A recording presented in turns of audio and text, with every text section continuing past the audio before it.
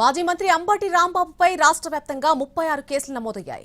వివిధ జిల్లాల్లో కేసులు నమోదు చేశారు పోలీసులు. గుంటూరు, ఈస్ట్ గోదావరి, బాపట్ల, కర్నూలు, నెల్లూరు సహా పలు జిల్లాల్లో ఈ కేసులన్నీ నమోదయ్యాయి.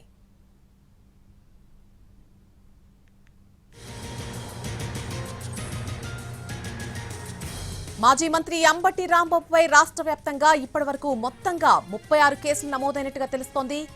అన్ని జిల్లాల్లో కేసుల నమోదు ప్రక్రియ చూస్తే మొత్తంగా కేసులన్నీ కలిపి 36గా తేలింది.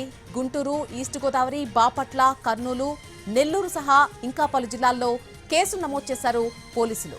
ప్రస్తుతం రాజకీయ వర్గాల్లో అంబటి రాంబాబు కేసులకు సంబంధించి హాట్ టాపిక్ గా మారింది.